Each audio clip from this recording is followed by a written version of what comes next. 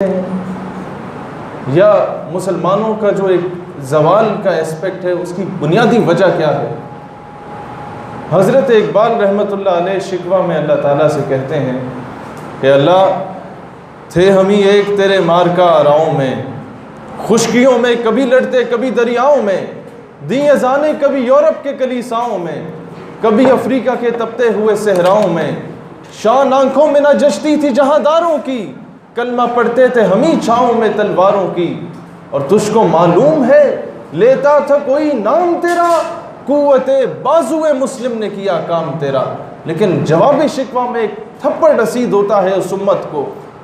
कहते हैं अल्लाह ताला की नुमाइंदगी करते हुए इकबाल कहता है कि मेरे काबे को जबीनों से बसाया किसने, मेरे कुरान को सीनों से लगाया किसने, थी तो आबा वो तुम्हारे ही मगर तुम क्या हो, हाथ पर हाथ धरे मुंतजरे फरदा हो कि कोई मोहम्मद बिन कासिम आएगा और आफिया सिद्दीकी को वापस लाएगा। तुम खुद कहां खो बैठे हो। बात हुई पेन एंड स्वॉर्ड की, तलवार या कलम।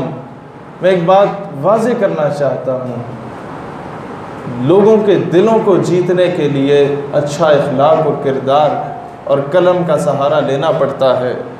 लेकिन सलाहुद्दीन अय्यूबी रहमतुल्लाह अलैह से जब ये एक डिबेट चल पड़ी थी कि इस्लाम अमन से फैला या तलवार से फैला, उन्होंने बड़ा कैटेगोरिकली एक बात का जवाब दिया कि मैं नहीं जानता इस्लाम अमन से फैला या तलवार से फैला, लेकिन ये ज़रूर जानता हूँ क़यामत तक इस्लाम का दिफा होगा तो तलवार से होगा, अपने सेल्फ डिफेंस पे कॉम्प्रोमाइज़ नहीं होगा। इजरायली वज़ीर आज़म गोल्डा मायर के पास न्यूयॉर्क टाइम्स का एक नुमाइंदा आया और उसने कहा कि आपने गल्फ़ वॉर में मुसलमानों को बुरी तरह से शिकस्त दी, आपने सारा साजो सामान बेच लिया, सारा अपना जो बजट है वो आपने डिफेंस पे लगाया, अमेरिका से असला ख़रीदा, आपने इतना बड़ा रिस्क लिया, ये कहाँ से सीखा। वो कहती है मैं कंपैरेटिव रिलीजन्स पढ़ने की शौकीन थी, तो मैंने देखा, मैंने ये मोहम्मद रसूलुल्लाह मुसलमानों के नबी से सीखा। तो वो हैरान न्यूयॉर्क टाइम्स का नुमाइंदा कि आपने मुसलमानों के नबी से सीख के मुसलमानों को शिकस्त दे दी। अब गौर तलब बात है, वो कहती है हाँ, मैंने ये देखा कि जब रसूलुल्लाह सल्लल्लाहु अलैहि वसल्लम इस दुनिया से ज़ाहिरी पर्दा फरमाने लगे तो घर में चिराग जलाने के लिए तेल मौजूद नहीं था। अम्मा आयशा तो सिद्दीक़ा रज़ियल्लाहु ताला अन्हा ने कुछ चीज़ें गिरवी रख के तेल लाई और चिराग जलाया, लेकिन घर की दीवार पे 9 तलवारें लटक रही थीं। मुझे ये समझ आई कि मुसलमान के घर में भूख प्यास का आलम हो सकता है, लेकिन वो अपनी गैरत और सेल्फ डिफेंस पे कॉम्प्रोमाइज़ नहीं कर सकता।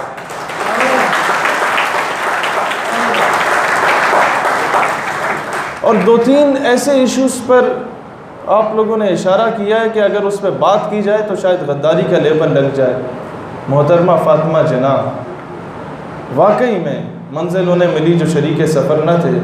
बांग्लादेश जो हमसे अलग हुआ उसमें मुफ्ती बहानी के गद्दारों की बात बाद में होगी, शेख मुजीबुर रहमान की बात बाद में होगी, उनके majority of the teachers they were Hindus, उनकी गद्दारी की बात बाद में होगी।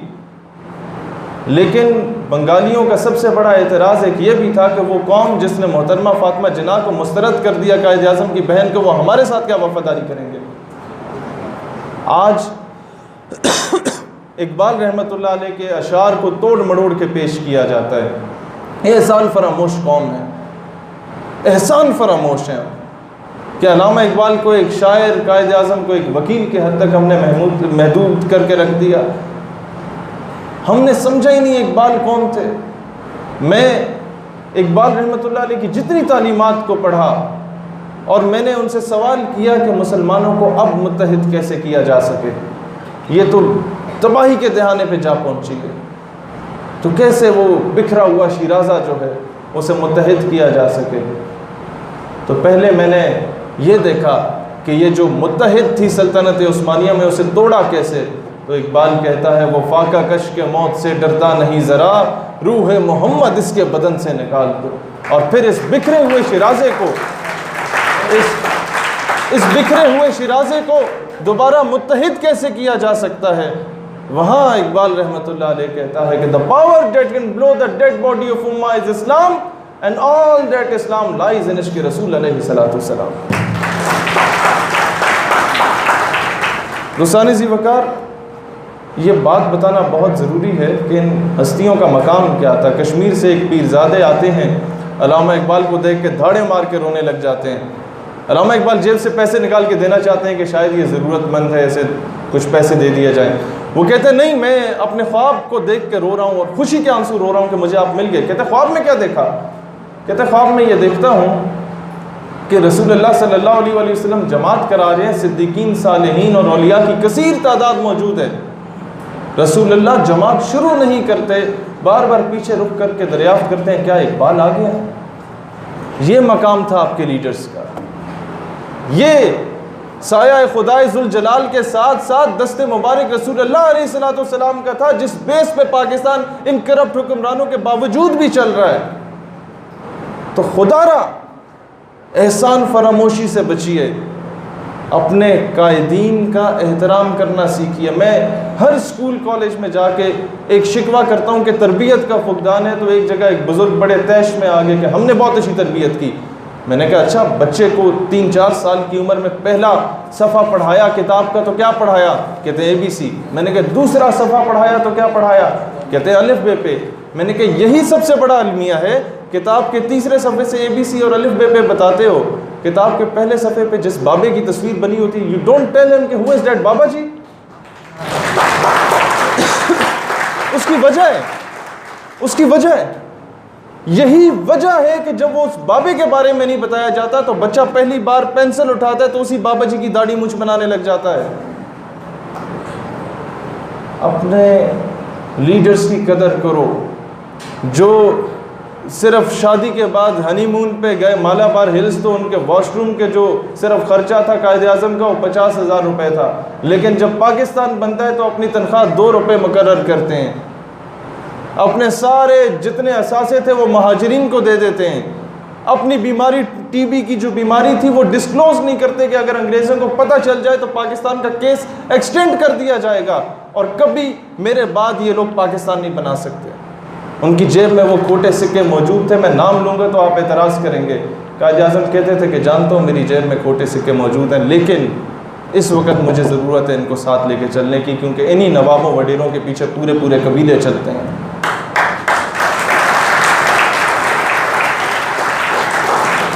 दोस्तों, एक चीज़ जो कि मैं हमेशा हर डिबेट कंपटीशन के बाद या नौजवानों को मोटिवेट करते हुए कहना चाहता हूँ, रटी रटाई तकरीरों और स्क्रिप्ट से इज्तनाब करें कि दहशतगर्दी के ख़ात्मे और अमन के क़याम के लिए अमेरिका का साथ देना होगा और मलाला बड़ी नेक खातून है, माजरत, सच बोलना सीखो। बताओ असल दहशतगर्द कौन है? बताओ कि मुसलमान दहशतगर्द नहीं बल्कि दहशतगर्दी का सबसे बड़ा निशाना मुसलमान बना है। और बताओ कि अंकल ट्रंप जिस मुल्क से ताल्लुक़ रखते हैं वही दहशतगर्दी का असल वजह है। ईरान में, इराक में, लिबिया में, सीरिया में, फ़लस्तीन में, लेबनान में और अफ़गानिस्तान में। सबसे बड़ा अलमिया क्या है कि आप जो ब्राइट स्टूडेंट्स होते हैं यूनिवर्सिटीज़ के, उनकी लिस्ट मंगवाई जाती है हर यूनिवर्सिटी से, PC में, सरीना में या मैरियट में बुलाया जाता है उन सारी क्रीम को, ये अमूमन आपने देखा होगा, और अमेरिकन एम्बेसडर आके आपको खिताब करते हैं कि Islam is a very beautiful religion, it teaches us the message of love, peace and interfaith harmony. ये अमेरिकन एम्बेसडर आके आपको पैगाम दे रहा होता है, और आप भी ऐसे भोले भाले हैं कि वो सेल्फी लेके फीलिंग ब्लेस्ड का स्टेटस लगा के आ जाते हैं। पस मंज़र नहीं देखते कि जब बर्मा में हमारी बहनों की छातियाँ काटी जा रही होती हैं, फ़लस्तीन में जब मुसलमान बहनों का रेप किया जा रहा होता है, कश्मीर में जब मुसलमान बहनों के साथ ज़्यादती की जाती है और ज़्यादती करने वाले के हक़ में पूरी शिवसेना, RSS, आर्य समाज, BJP की तहरीकें उठ जाती हैं, उसके बाद जब उन्हें पता चलता है कि पाकिस्तान के मुसलमान आग बगोला होने लगे और ये तहरीक शुरू करने लगा है इन तमाम ज़्यादतियों के ख़िलाफ़, तो तब आके आपको अमन का दर्स दिया जाता है।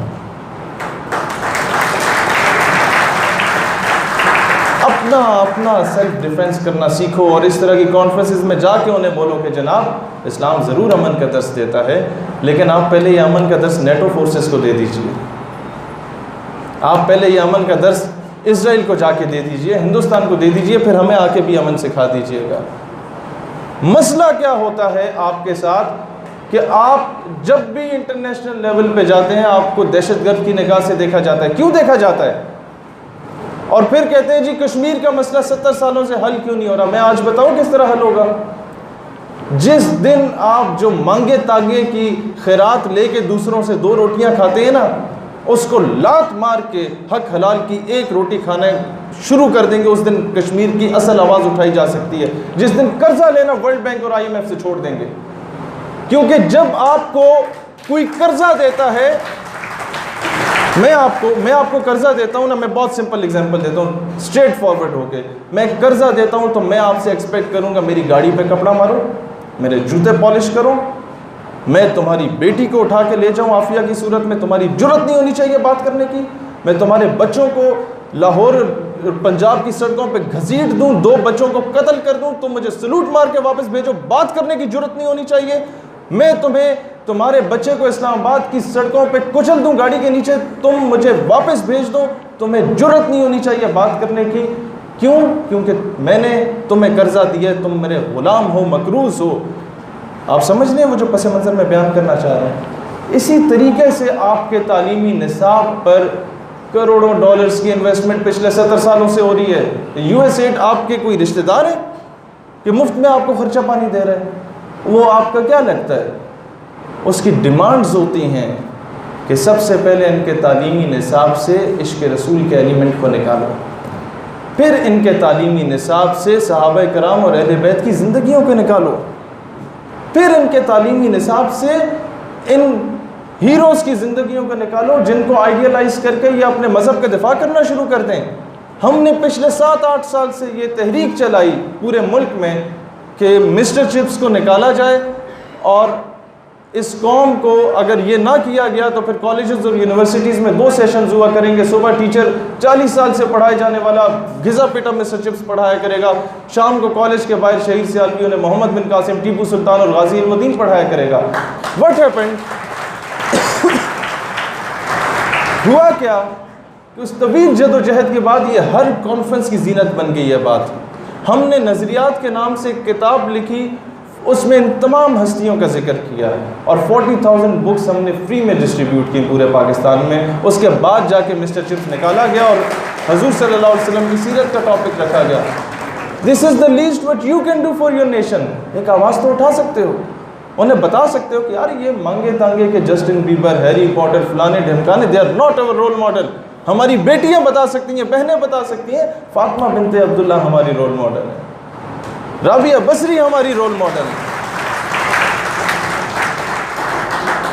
और देखें, सच बोलना सीखें, ये ना देखें कि दुनिया आपको, देखें सच बोलने पे आप पर एक्सट्रीमिस्ट होने का भी लेबल लगेगा, दहशतगर्द होने का भी लेबल लगेगा। मैं बड़ा परेशान था कि अक्सर मैं ये बातें करता हूँ पाकिस्तान को डिफ़ेंड करने की, अपनी इस्लामिक आइडियोलॉजी को डिफ़ेंड करने की, तो लोग मुझे कहते हैं कि ये तो बहुत इंतहा पसंदाना सोच है। तो मैं एक प्रोफेसर के पास गया, मैंने कहा सर इस तरह की बातें होती हैं। उन्होंने जवाब दिया कि बेटा तुम बात करो पाकिस्तान की इस्लामिक आइडियोलॉजी के दिफा की, और वो बात किसी इस नज़रिए के दुश्मन के दिलों में तीरों की तरह ना चुभे, तो या वो इस्लाम पसंद हो गया या तुम इस्लाम फरामोश हो चुके हो, इस्लाम फरोश हो चुके हो, मज़हब बेचने लग गए हो। लिहाजा बात हमेशा दलेरी से ही करनी चाहिए, अपने मज़हब, अपने वतन का दिफा दलेरी से करना चाहिए, और सच बोलना सीखें। सच बोलने से आपका रिस्क रुकता, तो मेरा रिस्क 7 साल पहले रुक चुका होता जब मैंने इस पूरी तहरीक का आगाज़ किया था।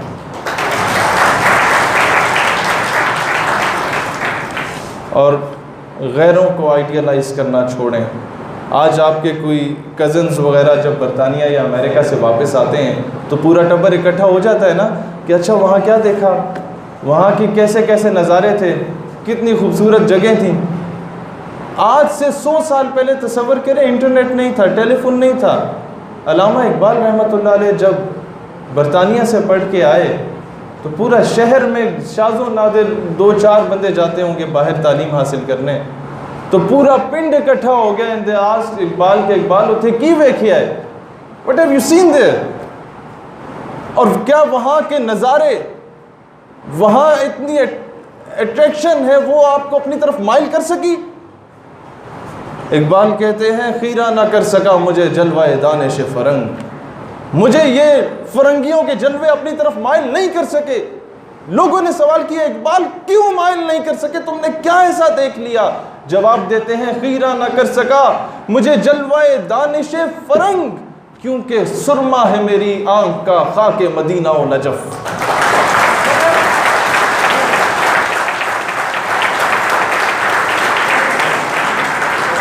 ये है असल इकबाल।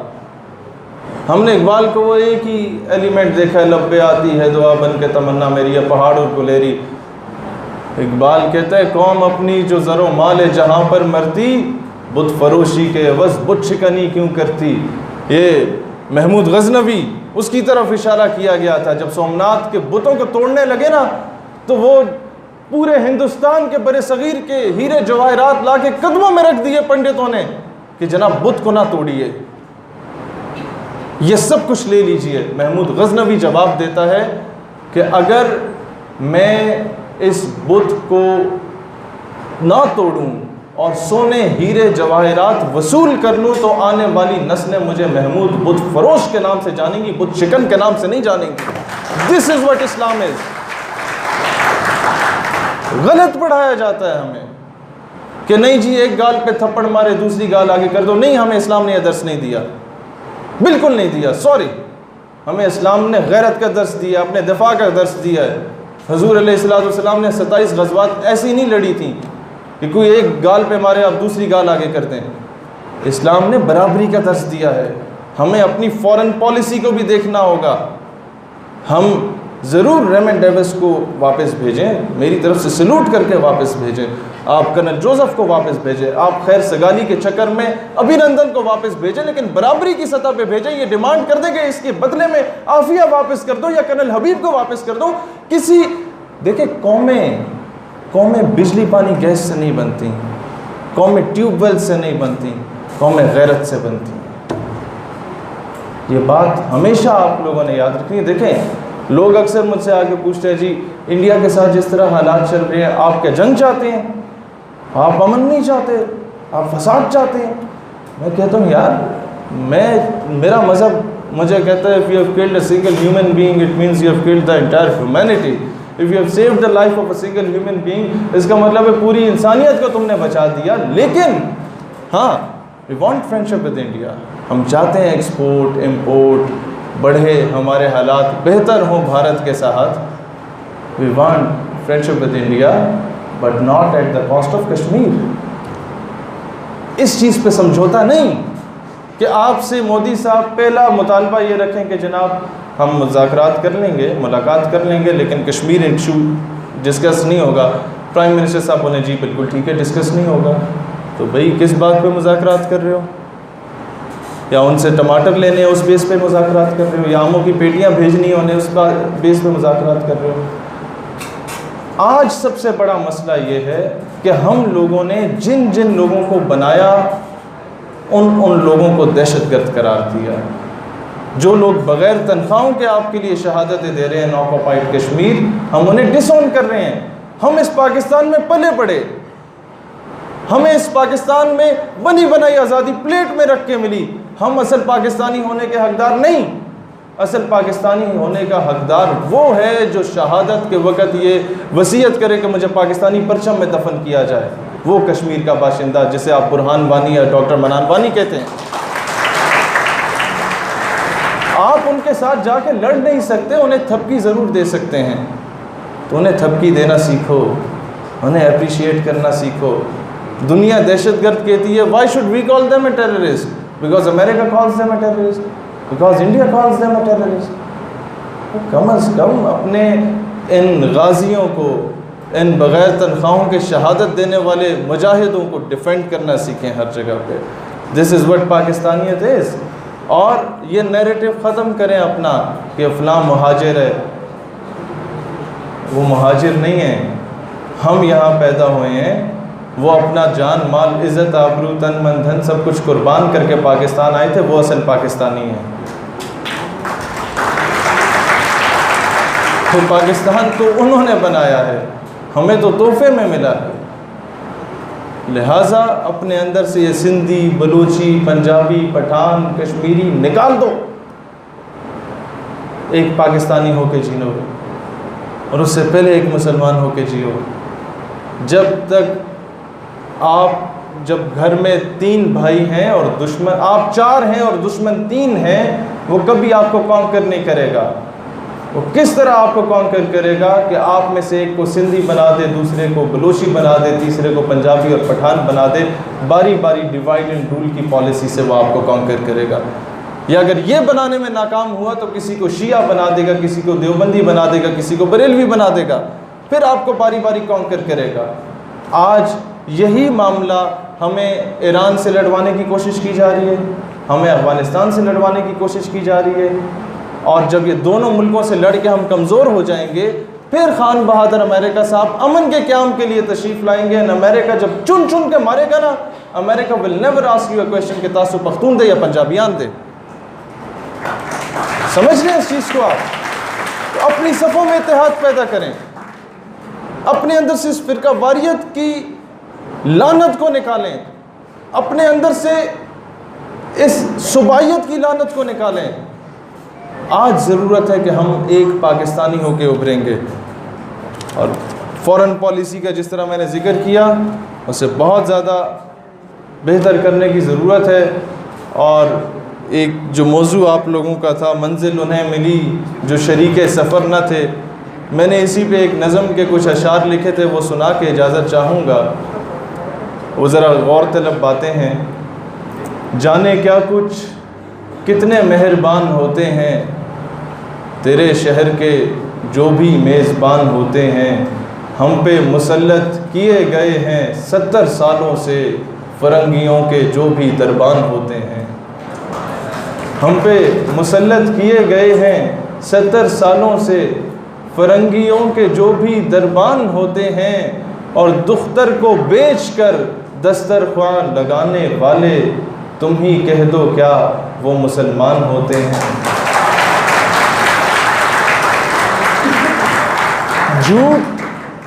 झूठ ठहरा मुअज़्ज़िज़ इस ज़माने में, जो सच कहें तो ज़ीनत ज़िंदान होते हैं। और बेच डालो जो कोई कीमत लगाए इनकी, ये 20 करोड़ तो फ़कत हैवान होते हैं।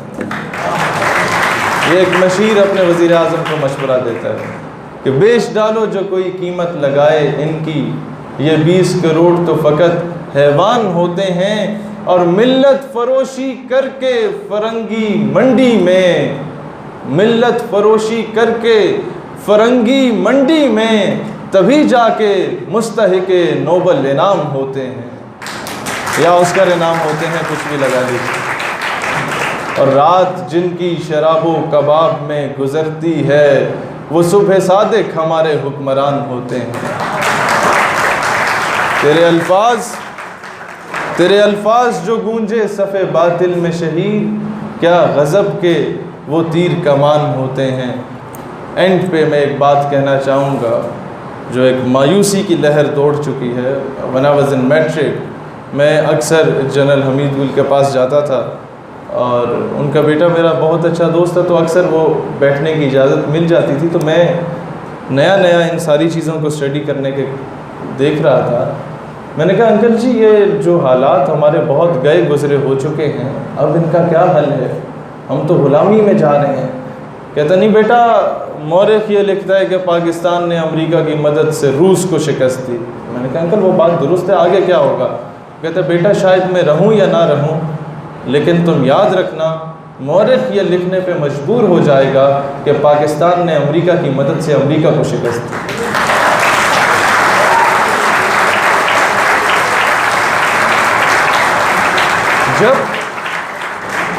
जब सल्तनत उस्मानिया पे ज़वाल आया था, तो एक मायूसी का आलम था पूरे बरे सग़ीर के मुसलमानों पे। हज़रत इकबाल के पास गए कि हज़रत अब क्या होगा? उन्होंने मायूसी को दूर करने के लिए मुसलमानों से कहा कि उस्मानियों पे कोहे गम टूटा तो क्या गम है, खून सद हजार अंजुम से होती है सहर पैदा, सुबह होने से पहले हज़ारों सितारों को कत्ल किया जाता है, फिर जाके सुबह का सूरज तुलू होता है। और वो दिन दूर नहीं इंशाअल्लाह कि समझेगा ज़माना तेरी आँखों के इशारे, देखेंगे तुझे दूर से गर्दों के सितारे। पाकिस्तान हमेशा जिंदा रहे।